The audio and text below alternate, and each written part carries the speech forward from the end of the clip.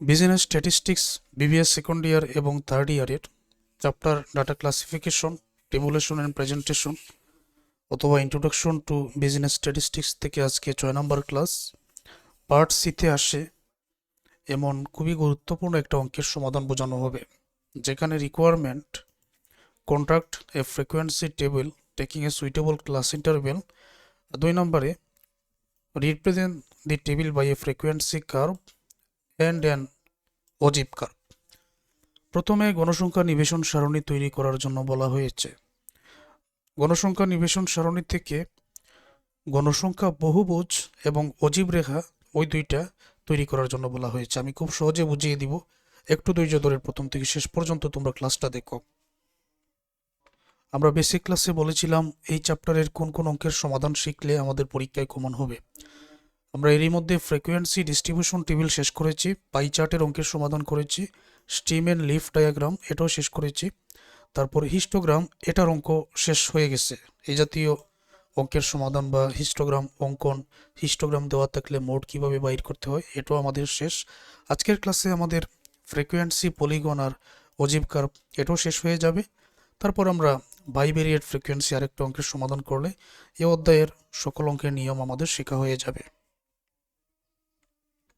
তো প্রথমে যা করতে হয় এটা তো তোমরা জানো যে গণসংখ্যা নিবেশন সারণী কিভাবে তৈরি করতে হয়, তো এটা সবাই পারবেন। দেখে নেবেন যে এখানে সর্বোচ্চ সংখ্যা কত, সর্বনিম্ন কত। সর্বনিম্ন 11 আছে, তারপর সর্বোচ্চ এখানে 90 আছে। রেঞ্জটা বাইর করে নাও, highest value minus lowest value, তখন রেঞ্জ আমরা 79 পাবো। আর ক্লাস ইন্টারভেলটা বাইর করে নাও, এটা তো আগের ক্লাসে জানো নিয়মটা কি। রেঞ্জ বসানোর পর আর এখানে 50 জন স্টুডেন্টের যেহেতু তথ্য দেওয়া আছে, তো এন এর মান এখানে 50, 79, 1 প্লাস 3.322, অবশ্যই আগের ক্লাস থেকে নিতে হবে। লগ 50-এর মান ক্যালকুলেটারে এটা পাবে, তারপর গুণ করে তার সাথে 1 যোগ করলে এই মানটা 79-কে নিচের মান দ্বারা ভাগ করলে এই মানটা পাবো, যেটা 10-এর খুবই কাছাকাছি। তো সুইটেবল ক্লাস ইন্টারভেল সির মান আমরা এখানে 10 ধরে নিতে পারি। তারপর পরবর্তী কাজ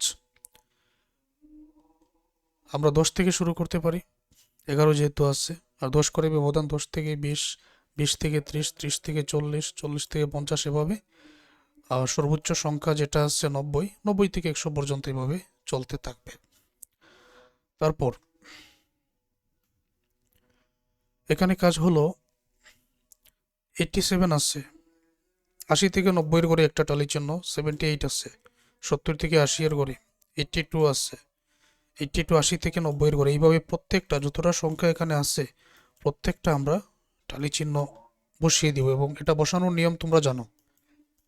ওকে, তখন তোমরা এখানে ফ্রিকোয়েন্সি, এখানে 2টা টালি চিহ্ন আছে, এখানে আছে 8টা, এখানে 4টা, এই মানের হিসাবে এখানে আছে 3টা, এখানে 14টা, এখানে 5টা, এখানে 5টা, এখানে 3টা, মানগুলো যোগ করলে 85 হবে।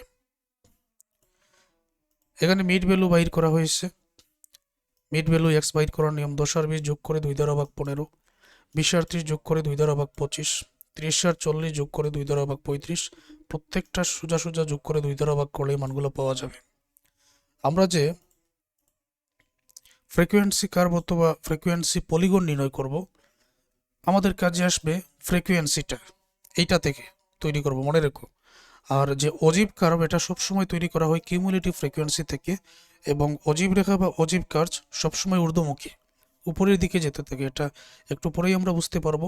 তো এটা বাইর করার নিয়ম, প্রথমে 2 আছে, 2 এর সাথে 8 যোগ করলে 10, এই 10 এর সাথে পরে 4 যোগ করলে 14, 14 এর সাথে 3 যোগ করলে 17, 17 এর সাথে 6 যোগ করলে 23, 23 এর সাথে 14 যোগ করলে 37, 37 এর সাথে 5 যোগ করলে 42, 42 এর সাথে 5 যোগ করলে 47, তার সাথে 3 যোগ করলে 50। ওকে, এখন তোমরা একটু লক্ষ্য করো, আমি এই টেবিলটা থেকে ফ্রিকোয়েন্সি, পলিগন আর অজীব রেখাটা তোমাদের নির্ণয় করে দেখাচ্ছি। আমরা এখন ফ্রিকোয়েন্সি পলিগনটা এখানে নির্ণয় করব। এই জায়গায় ক্লাসটা একেবারে ফুল স্ক্রিন করে দেখো, তাহলে দেখতে কোনো অসুবিধা হবে না।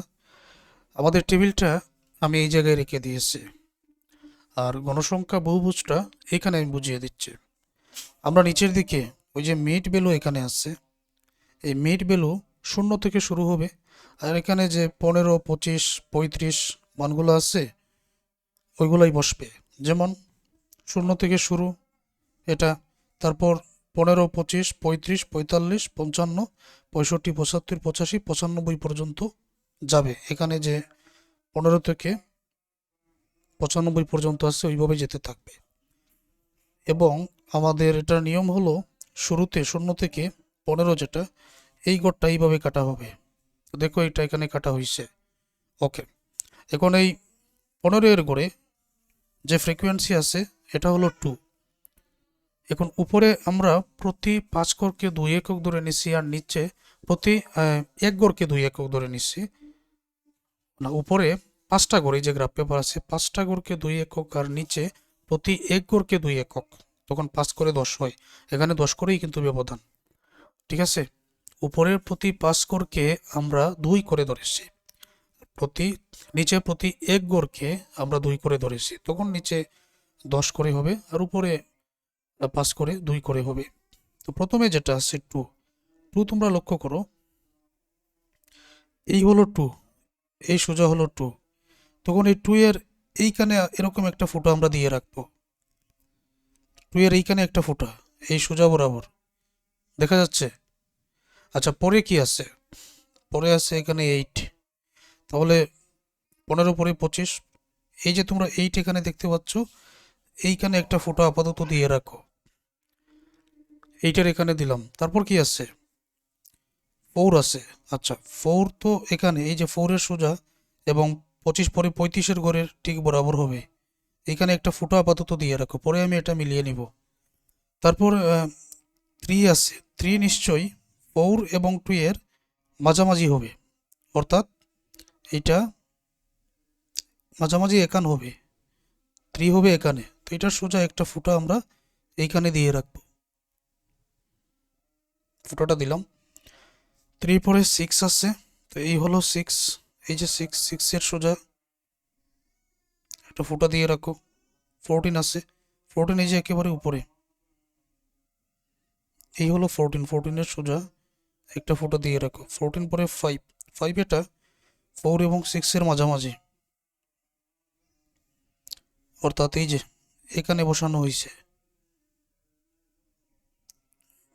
এই সোজা বরাবর, এইখানে বসানো হয়েছে 4 এবং 6 এর মাঝামাঝি। 5 পরে আরেকটা 5 আছে, তো এটা ঠিক এই সোজা বরাবর বসবে। তারপর 3 আছে, 3 এটা 2 এবং 4 এর মাঝামাঝি এখানে, অর্থাৎ এই যে 2, এই যে 4 এবং 2 আছে এটার মাঝামাঝি হিসাব করে আমরা ফুটাটা এখানে বসালাম। ফুটাগুলো বসানোর নিয়মটা আশা করব বুঝতে পেরেছ।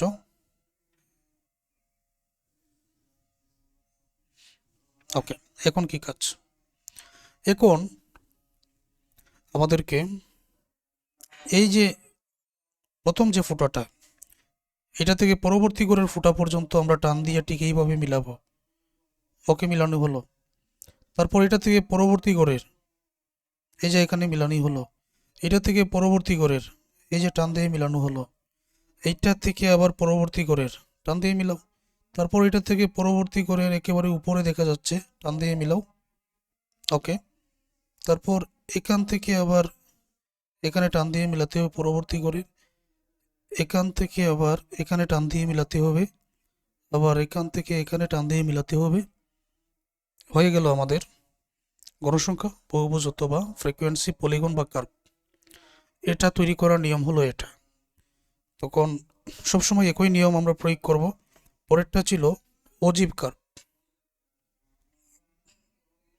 তো অজীব কার্ভটা আমরা যে শ্রেণী নিচে আছে এখানে, অর্থাৎ এই যে 0 থেকে শুরু হবে, 10 থেকে 20, 20 থেকে 30, একেবারে 100 পর্যন্তই আসবে। আচ্ছা, তো এই যে দেখো 0 থেকে শুরু, 10, 20, 30 এরকম আমরা এখানে বসাবো। ঠিক আছে, আর আগে বলেছি অজীব রেখা নির্ণয় করা হয় এখানে যে কিউমুলেটিভ ফ্রিকোয়েন্সি আছে এটার উপরে। ঠিক আছে, প্রথম যে কাজটা আমাদের 10 থেকে 20-এর এই কোডটা এভাবেই থাকবে 0 থেকে 10। তারপর 10 থেকে 20 যেটা এখানে কত আছে উপরে আমরা কি করেছি, প্রতি এক গড়কে 2 করে ধরে নিচ্ছে। এক গড়কে যদি 2 করে নেই, প্রতি 5 করে 10 হবে, 10 20 30 40 50, আর এখানে আমাদের সর্বনিম্ন 50ই আছে। এখন বসানোর নিয়মটা কি লক্ষ্য করো, এই যে 10 থেকে 20 আছে, 10 থেকে 20 এখানে 2, তো 2 নিশ্চয়ই 10 থেকে 20-এর যে কোটা বা রেখা আছে ওইখানেই ফুটাটা দিতে হবে। তারপর পরবর্তী করে একটা একটা করে ফুটা। 20 থেকে 30 10 আছে না, এই যে দেখো এখানে 10-এর অর্থাৎ পরবর্তী করে একটা ফুটা দিয়ে রাখো। 30 থেকে 40 এখানে আছে 14, তো 14 কোথায় হবে, এখানে যদি এই বরাবর যদি 10 হয়, 12 14 এখানে, তো প্রতি এক গড়কে 2, এটা তো হিসাব মিলাতে পারবেন। 40 থেকে 50 এখানে 17 আছে, 17 যদি হয় পরের ঘরে, এই হচ্ছে আমরা মিলিয়ে নিব।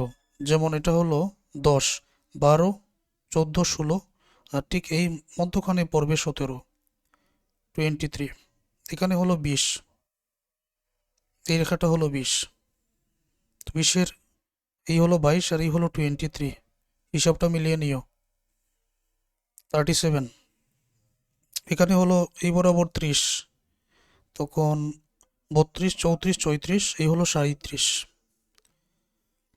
42, 40-এর বরাবর আমরা যাব, 40-এর বরাবর গিয়ে 40 42 এখানে পড়বে 47 আর 50, 47 এই 40, এই হচ্ছে আমাদের 40-এর রেখাটা, তখন 42 44 46 47 এখানে আসবে, এবং 50টা ঠিক 50-এর সোজাই এইখানে আসবে। 10 থেকে 20 যেটা আমরা অবশ্যই 20-এর ঘরে ফোঁটা দিয়ে শুরু করব। এই বিন্দুটা 20-এর ঘরে হবে, তারপর প্রতি ঘরে এক এক করে হবে। এখন কি কাজ, আমাদের অজীব রেখা এখন অঙ্কন হয়ে যাবে। এখন আমাদের কাজ হলো এটা এইভাবেই দেওয়া থাকবে, এখানে কোনো মান নেই, আমাদের এখান থেকে শুরু, একটা একটা করে রেখা টান দিয়ে মিলানো, অর্থাৎ একটা থেকে আরেকটা এইভাবে টান দিয়ে মিলানো। অজীব কার্ভ অথবা অজীব রেখা আমাদের অঙ্কন হয়ে গেছে। মনে রাখতে হবে ফ্রিকোয়েন্সি পলিগন ফ্রিকোয়েন্সি থেকে, আর অজীব কার্ভ কিউমুলেটিভ ফ্রিকোয়েন্সি থেকে তৈরি করা হয়, তখন আমাদের আর কোনো অসুবিধা হবে না। আজকের এই ক্লাসটা এই পর্যন্ত।